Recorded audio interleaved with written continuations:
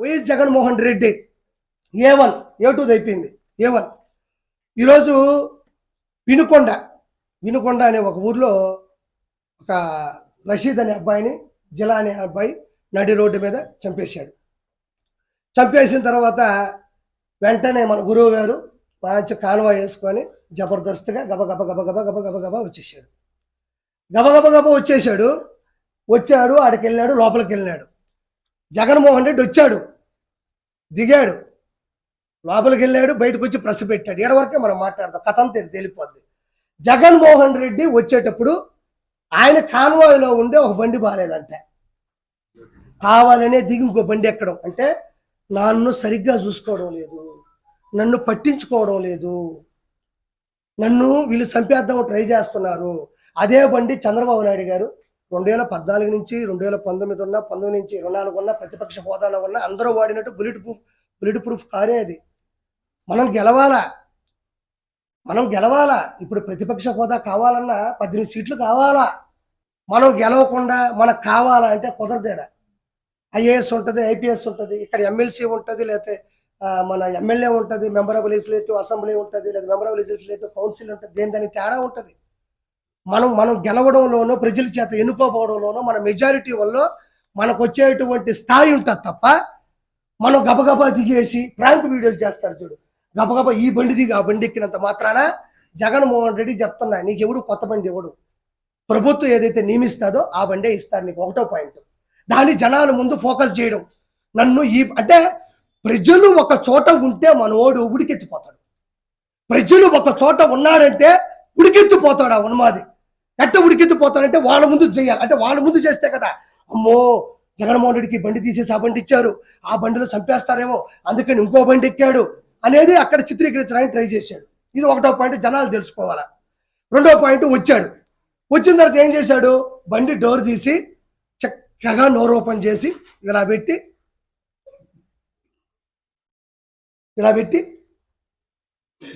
అన్నాడు. నిజంగా అన్నాడా లేదా? అన్నాడు, 100% అన్నాడు. ఒరే మనం ఏం మనుషులవి, మనం ఏడుండాము. ఒక మనిషి అక్కడ రక్తపాతలో తలకాయ తెగిపడిపోయి 2 చేతులు తెగిపోయి ఆడ పడిపోయి చచ్చిపోయి వాళ్ళు మా ముస్లింలు మైనారిటీ అక్కడ పడుకొని ఏడుస్తా ఉంటే మనోడు బండి దిగడం ఒక సినిమా. 4 పార్ట్లు చెప్తున్నా ఈ సినిమాలో నేను. మొదటి పార్ట్ బండి దిగే ఒక పార్ట్, రెండో పార్ట్ డోర్ ఇట తీసి ఇట్ట పెట్టి చేతులు ఇట్ట పెడతాడు. మళ్ళీ ఈ 2 ఇట్ట గొవ్వగా ఇట్ట పెట్టి ఇట్ట పెడతాడు. ఆడ మనిషి చచ్చిపోయి ఉన్నాడు.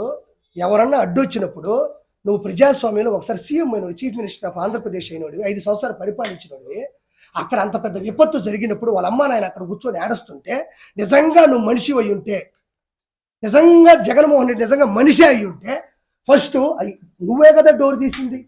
నీకు కూడా పోలీస్ సెక్యూరిటీ ఉంటుంది కదా. నీ బండి మీద అడ్డంగా ఎవడిచ్చి పడిపోతాడు? నువ్వు కావాలనే డోర్ తీయడు, కావాలనే బండి తీయడు, దాని మీద జనాలు పెట్టడం, నా రేంజ్ ఇది కాదు అని చెప్పడం. ఇది ఎప్పుడు చెప్పాలబ్బా? ఏదైనా క్యాంపెయిన్ జరిగేటప్పుడు, ఎలక్షన్స్ ముందు రోజో, లేకపోతే ఒక శుభకార్యానికి వెళ్ళేటప్పుడు, లేకపోతే ప్రజల కోసం వెళ్ళి మాట్లాడేటప్పుడు, సభలకు వెళ్ళేటప్పుడు చేస్తారు.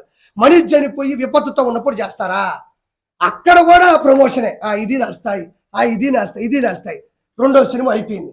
దాన్ని సాక్షి పేపర్లు ఏం పెట్టారు తెలుసా? జగన్కి క్రేజ్ ఏమాత్రం తగ్గలేదు. వినుకొండలో విపత్తు, జగన్ హాజరు. ఇది 9వ 10వ ఈ తమ్ముళ్ళు. జగన్ క్రేజు ఏమాత్రం తగ్గలేదు. ఎవడైనా మనిషి అన్నాడు, మృగజాతి పుట్టాడు తప్ప, ఇదిగా తప్ప ఎవరైనా మనిషి అన్నాడు విపత్తులో వినుకొండలో ఒక సంచలనం జరిగితే జగన్ క్రేజు ఏమాత్రం తగ్గలేదు అని ఎక్కడైనా ఏ పేపర్లోనే వేస్తారా, ఏ టీవీలోనే వేస్తారా? ఒకసారి యూట్యూబ్లో తొంగి చూడండి ఒకసారి. అది ఎంతవరకు సమంజసం? ఇందుకు గత అతను ఓడిపోయింది, ఇందుకు గత అతను 11 సీట్లు వచ్చింది. ఇంకొకటి, 3వ సినిమా లోపల పోయాడు, లోపల డ్యాన్స్ వేస్తుంది, లోపల గుండెకాయ కొట్టుకుంటుంది. జగనన్న జగనన్న జనమంతా నీ వెంటే. జగన్ ఉంటే ఆడిపోయినారు. జనమంతా నీ అంటుంటే 11 సీట్లు ఎందుకు వచ్చినాయి నీకు? ఆడ కూర్చున్నాడు. ఆడ కూర్చోకొని వాళ్ళందరినీ పెట్టుకొని, మైండ్ చెడిపోయింది ఆ మనిషికి, పెట్టుకొని ఇంకా స్టార్ట్ చేశాడు.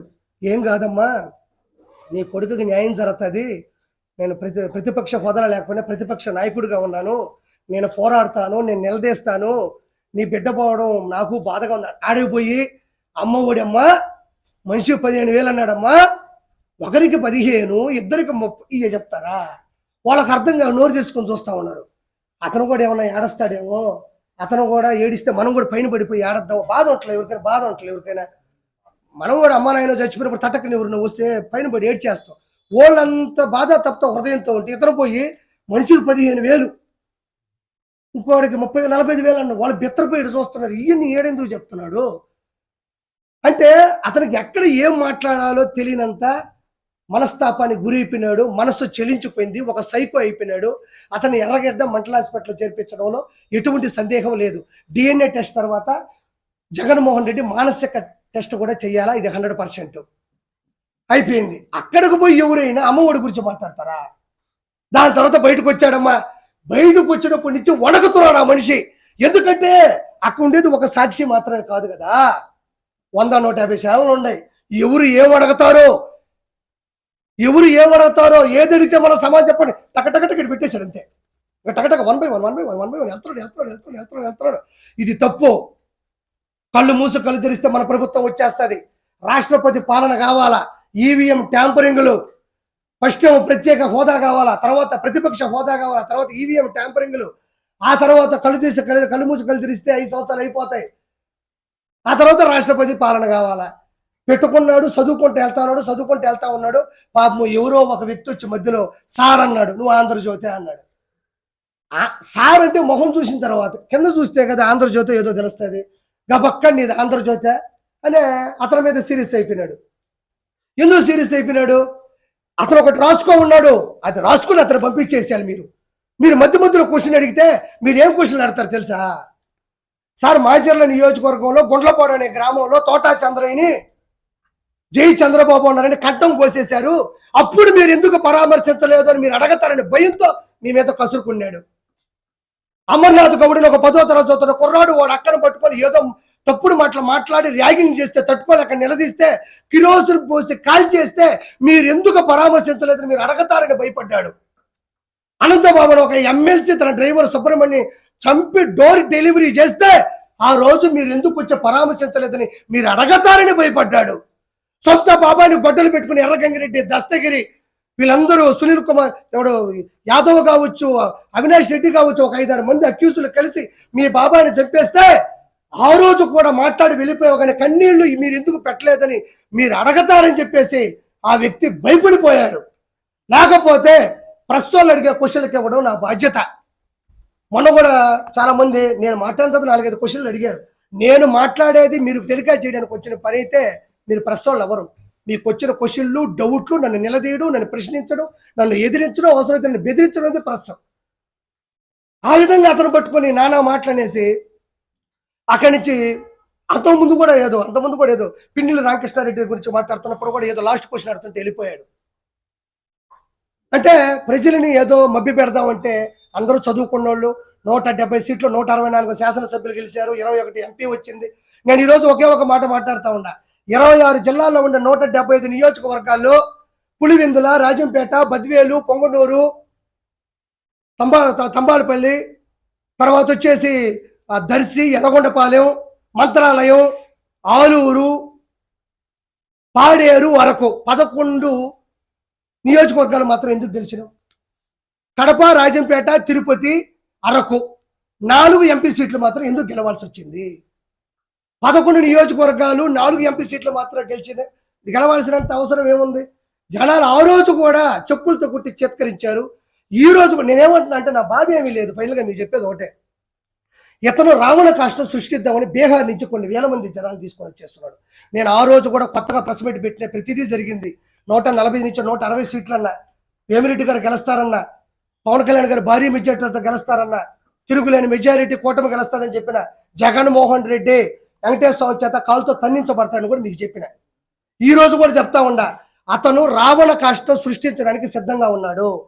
అంటే మధ్యంతర ఎన్నికలు అంటే ఏమంత అవిశ్వాసం జరిగింది, ఏమంత అవిశ్వాస తీర్మానం ఉంది, ఏమంత ఒక వ్యక్తి, ఒక రషీద్ అనే కుర్రాడు, ఒక జలాన్ అనే కుర్రాడు, ఇద్దరు ముస్లిం మైనారిటీ సభ్యులు, ఇద్దరు కూడా ఆల్రెడీ వైఎస్ఆర్సీపీలో ఉన్నోళ్ళే. వాళ్ళు వైఎస్ఆర్సీపీలో ఉన్నారు, ఫోటోలు దిగుతున్నారు.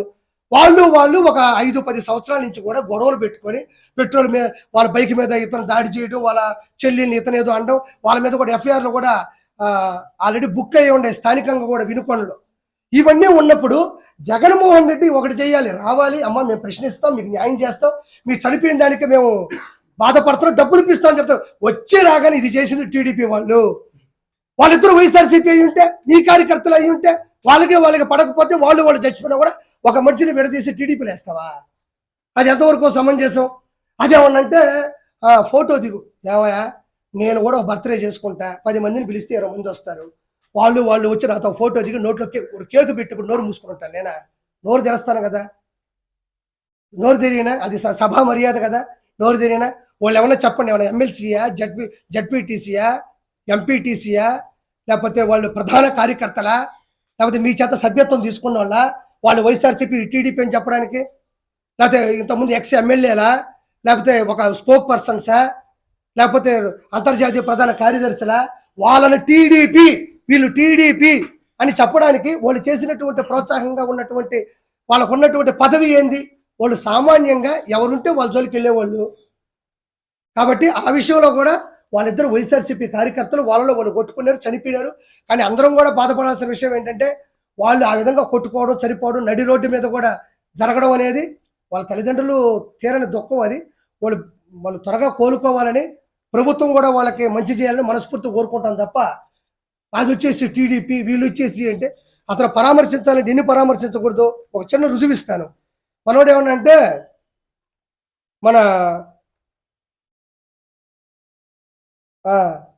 మనం ఏమన్నా అంటే అక్కడ కేకు తినిపిస్తూ ఉన్నాడు, అక్కడ లోకల్ ఎమ్మెల్యే అనుకుంటే, ఎమ్మెల్యేనో ఎవరు ఓ ఫంక్షన్కి వెళ్ళినప్పుడు కేకు తినిపిస్తూ ఉన్నాడు. ఆ కేకు తినిపించాడంటే ఇది ఏమిటి అన్నాడు, గుర్తుందా? ఏమిటిది అన్నాడు అంటే కేకు తినిపిస్తున్నప్పుడు వాళ్ళ మనుషులే కదా అన్నాడు. ఈరోజు చూడండి, ఇతను వచ్చి సునీల్ కుమార్ యాదవ్, ఇది బాగా చూడండి ఒకసారి. ఈవిడ వచ్చి భారతీరెడ్డి గారు, జగన్మోహన్ రెడ్డి గారు సతీమణి. వచ్చిందా? అంటే ఈ సునీల్ కుమార్ యాదవ్ అనే వ్యక్తి ఎర్రగంగిరెడ్డి, దస్తగిరి, భాస్కర్ రెడ్డి, తర్వాత అవినాష్ రెడ్డితో పాటు మన వివేకానంద రెడ్డి గారిని చంపిన కేసులో ప్రధాన నిందితుడు. ఆల్రెడీ అతని మీద కేసు ఫైల్ ఉంది, ఎప్పుడు జైలుకి వెళ్తారో తెలియదు. ఈ సునీల్ కుమార్ యాదవ్ అనే వ్యక్తి, ఓకేనా, ఈ సునీల్ కుమార్ యాదవ్ అనే వ్యక్తి భారతీరెడ్డి గారితో ఫోటో దిగున్నాడు. ఇదే సునీల్ కుమార్ యాదవ్ అనే వ్యక్తి అవినాష్ రెడ్డితో కూడా ఫోటో దిగున్నాడు. మీరు కాబట్టి ఫేస్బుక్లోకి వెళ్ళి చూసుకోండి. అంటే ఈ సునీల్ కుమార్ యాదవ్ అనే వ్యక్తి వైఎస్ వివేకానంద రెడ్డి గారి హత్యలో ప్రధాన నిందితుడిగా ఉంటే, ఇప్పుడు ఈ మర్డర్ చేయించింది జగన్మోహన్ రెడ్డి గారి సతీమణి. ఆ సినిమాలు చెప్తారు, పోకిరి సినిమాలో నేను అమితాబ్ బచ్చన్తో తీసుకున్న ఫోటో ఉంది, సచిన్ గారితో తీసుకున్న ఫోటో ఉంది, నాకు వాళ్ళకి ఏ సంబంధం ఉండదు, కానీ వాళ్ళకే నాకు ఈ సంబంధం లేదని తెలియడానికి 30 సంవత్సరాలు పడుతుంది. అప్పుడు నేను ఆ కేసు ఎక్కడో కొట్టిస్తేస్తున్న పరిస్థితి తప్ప, ఆ సునీల్ కుమార్ యాదవ్ భారతిరెడ్డి గారితో ఫోటో దిగున్నాడు, అవినాష్ రెడ్డి గారితో ఫోటో దిగున్నాడు. అంటే ఫోటోలు దిగితే అది ప్రథమ సాక్ష్యమా? ఫోటో అనేది ఏముందండి, ఒక పిక్చర్. అది వాళ్ళందరూ కూర్చొని మందు తాగుతూ వాడిని వేసిరన్న ఏమన్నా వీడియో ఉందా, లేకపోతే ఏమన్నా ఆడియో ఉందా? లేదు కదా.